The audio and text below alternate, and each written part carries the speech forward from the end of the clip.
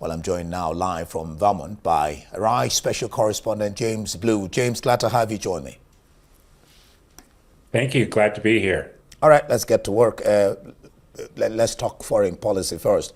Trump's foreign policy marks a departure, like I just read a while ago, from democracy promotion to transactional America first policy. Does this equate to why he asked for minerals from Ukraine in exchange for American support?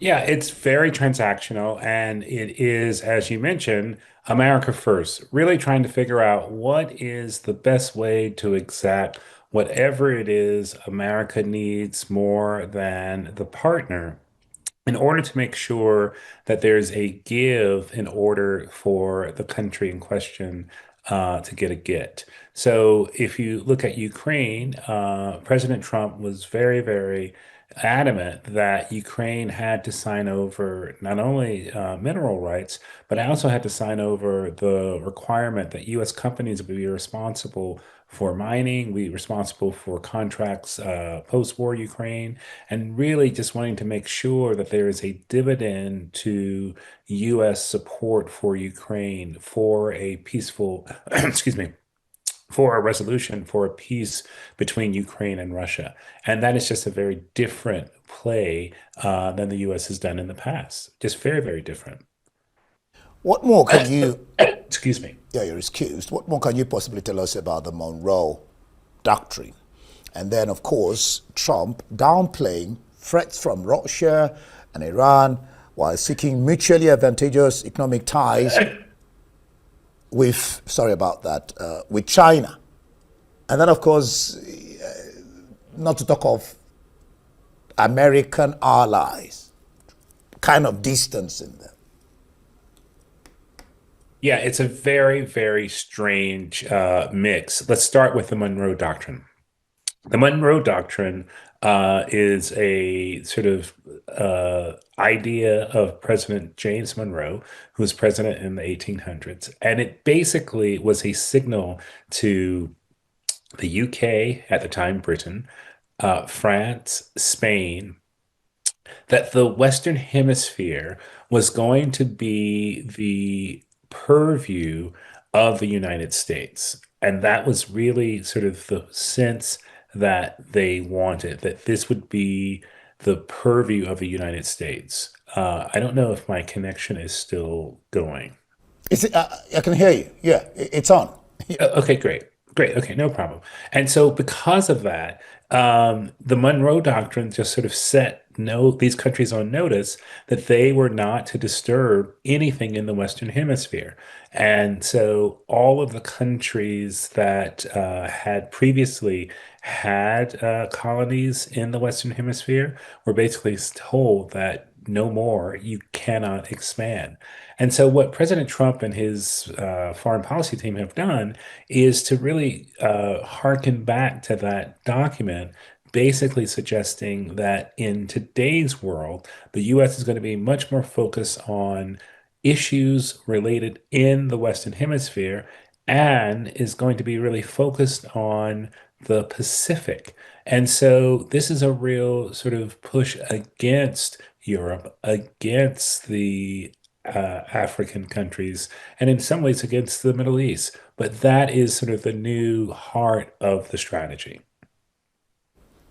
All right. The foundation document, of course, reshapes America's entire global engagement framework. What does this do to America's place as a leader in world politics, in economics, of course? Is there a danger of China taking over, or have they even taken over leadership of the world? Yes, look, I think there is a danger. There is a very strategic pullback, and that is what the US apparently wants. And what you're going to see, and I think what the policy has suggested, is that the US is going to not be the sort of gatherer of all the other countries in the world. Instead, it's going to really go it alone, find places where it can cooperate with other countries, like you've seen with the strikes in Nigeria overnight, and then just really figure out what it wants and what it needs to get on its own. China's policy is very different. China has more diplomatic missions across the world than any other country. The US has just pulled over 30 ambassadors from missions around the world, many in Africa, Asia, and in the Middle East. And so it's a contraction, it's a constraining. And the issue is, will people call on the US? Will people think they can rely on the US? If you look at what's happening in Europe, they are organizing their own sort of security plans.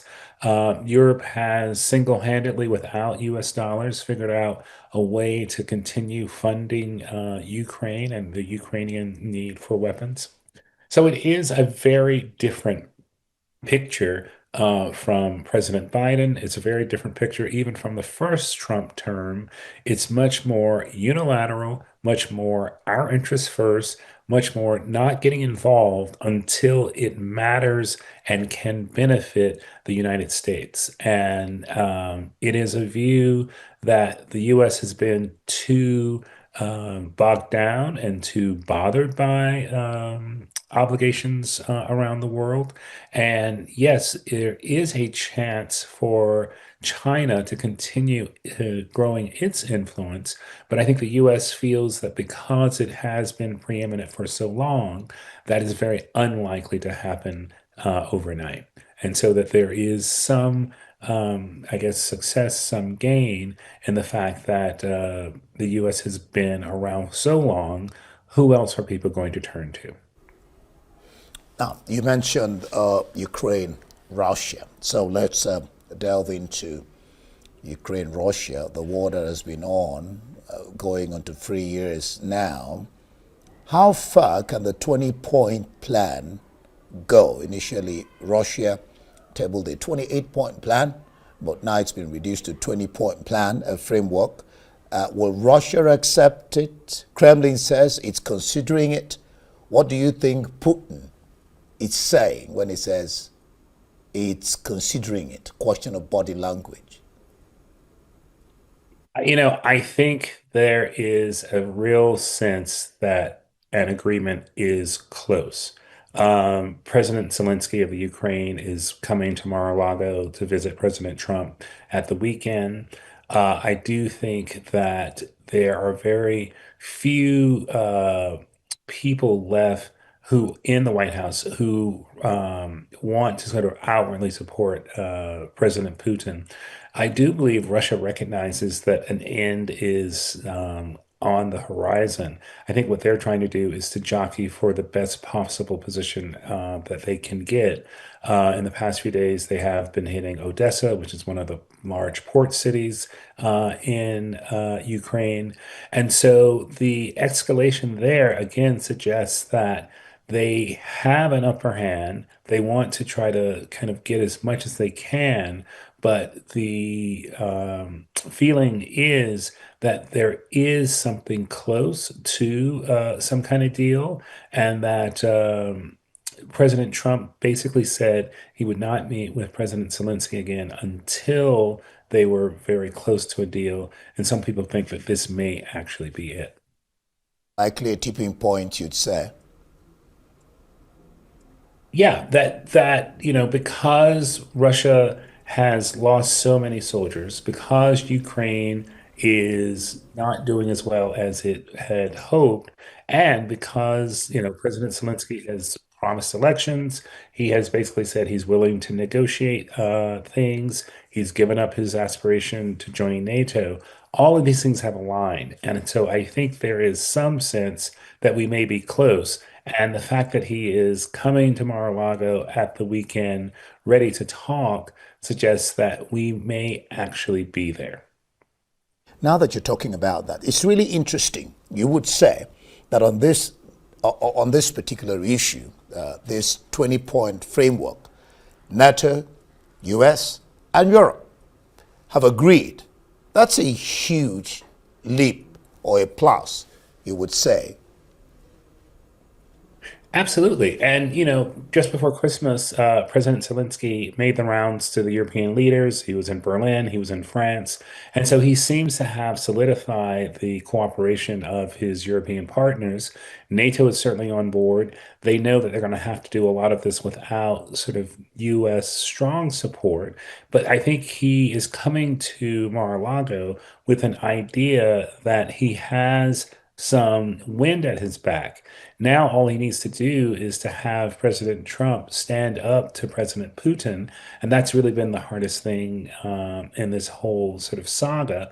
But I also believe that President Zelensky knows he is sort of really up against the wall. He also knows that if this war goes on another year, his country is going to really suffer even further. So I think he has accepted the reality and is now kind of positioning himself and his country for some type of negotiated settlement. I think they're going to continue to discuss that in Mar-a-Lago at the weekend with President Trump and his foreign policy team. But I do believe that the sort of stars are aligning so that things can be resolved in this particular conflict. I mean, we'll see. I think this is as close as they've ever been. And the thing that gives a lot of people hope is the fact that President Trump said he would not get involved again personally until they were close to an agreement. And so the fact that they're meeting suggests that they may actually be right there. But then, James, there still remains the nagging issue of ceding territory. Ukraine seems to be open to ceding some land, but on the condition that Russia does the same. But this has been the nagging issue, concerning this peace talks. Yeah, again, there has been very little leverage placed on Russia to make any concessions. And the sense is the only person who can do that is President Trump. And time again, he's, suggested sanctions, he's suggested potential um, arms to Ukraine, and he always seems to cave. And so I think the fact that land swaps between Russia and Ukraine are even being discussed is an indicator that it remains on the agenda and it may be the actual thing that sort of gets things moving. As you recall, President Zelensky at one point said no sovereign Ukrainian territory would ever be given up. That certainly seems to be a different issue at the moment, or different stance at the moment. And so I do think there is the possibility that things might actually get moving and actually have some sort of semblance of what is possible between the two groups, given the fact that the talks are happening this weekend at Mar-a-Lago. One of the major issues contained in this 20-point framework is the issue of security guarantees, a NATO Article 5 style. What is even this NATO Article 5 style? And do you see what's the security? I mean, because Russia, Putin, over time seems to have always reneged on agreements. Uh, do you see that coming to pass? The question of security guarantees?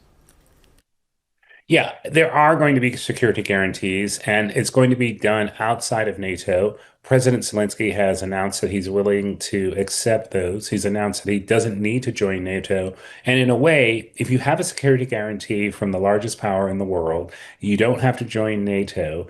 And if you can sort of believe that you are set based on that promise, then I think President Zelensky can proceed.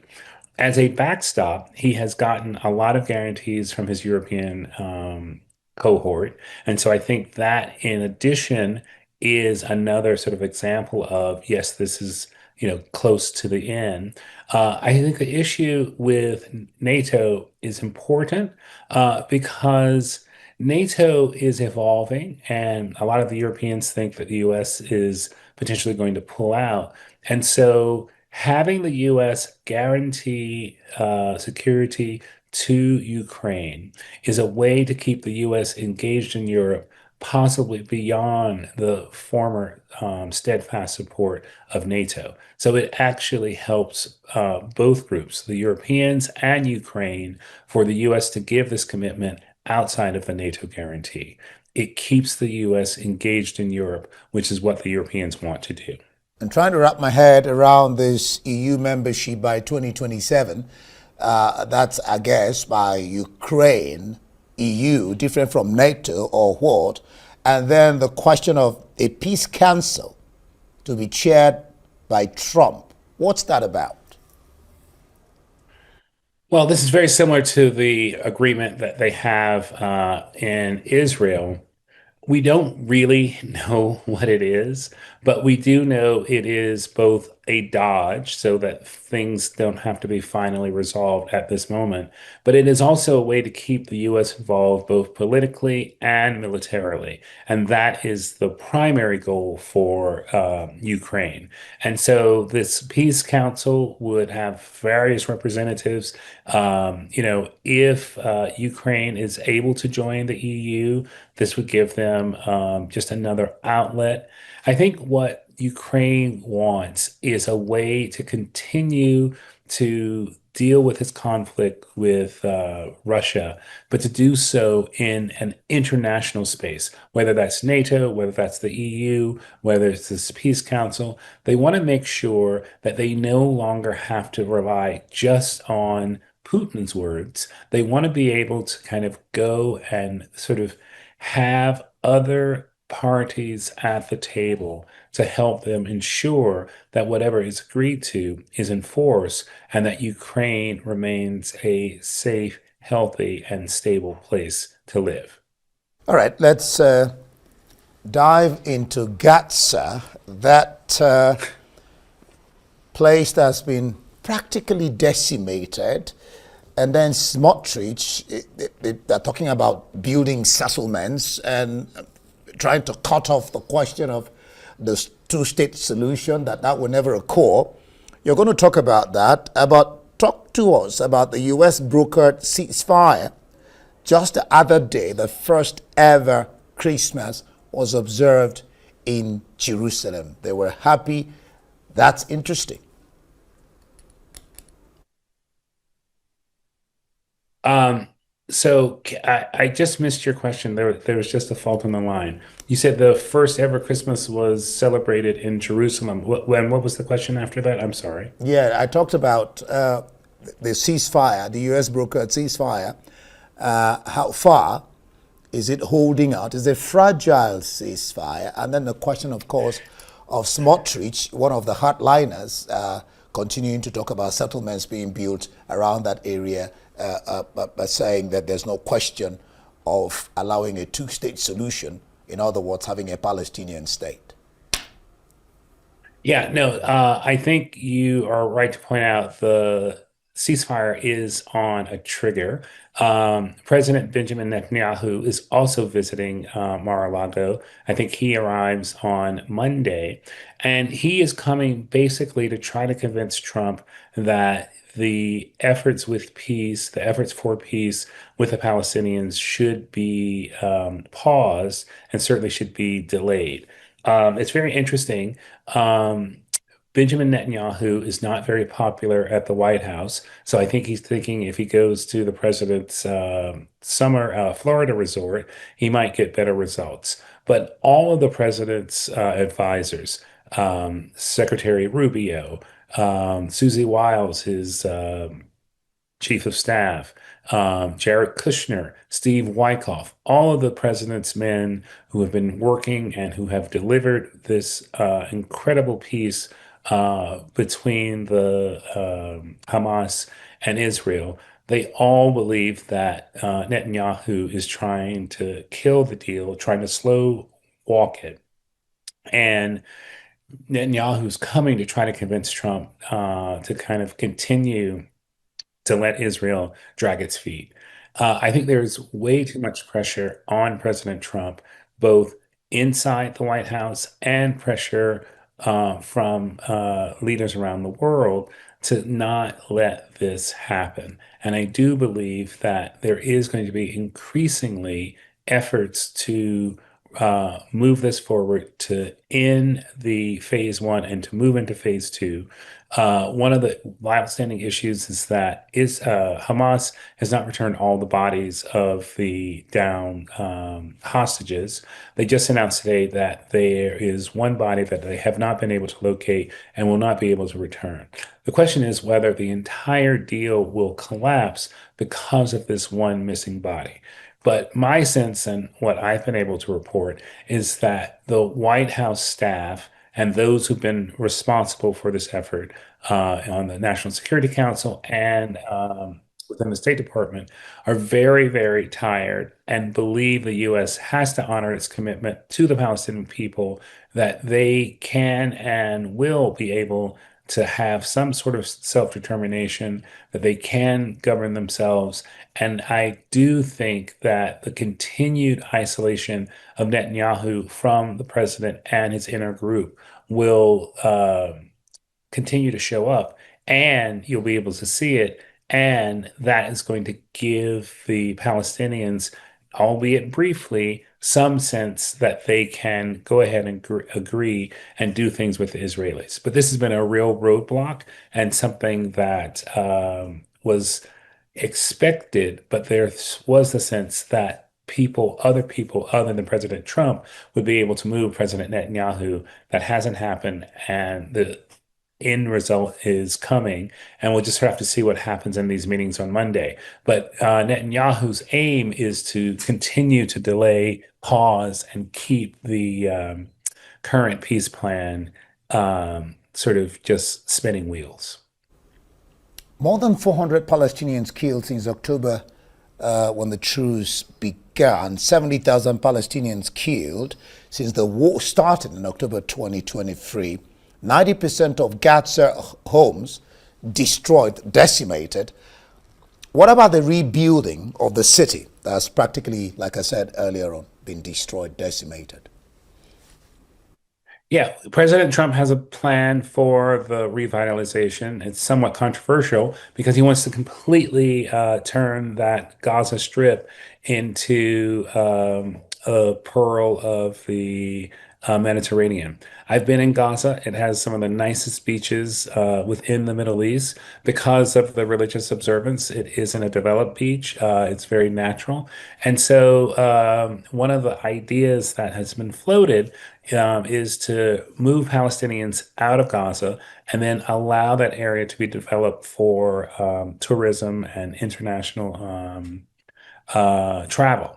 Whether that will happen, who knows? But there is this sense that President Trump, the developer and the showman, would like to get his hands on a piece of Gaza so he can do that. I think the goal is to try to figure out and to try to show the Israelis that a prosperous, thriving Gaza with Palestinian leadership is only a benefit to Israel because it's going to be stable and it's going to be able to sort of give people some sense of self-rule, some sense of being able to have their own place. I think Israel fears that that is going to accelerate the movement to a two-state solution, and that is why I think Israel has been content thus far to sort of slow the roll and sort of figure out what can they best get by not being particularly aggressive with this sort of end of the first phase,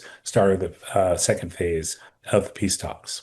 Yeah, what it calls the Riviera of the East. That's what it terms it. But of course, Palestinians on the land are averse at that idea of Trump wanting to turn that place or move the people out of their land.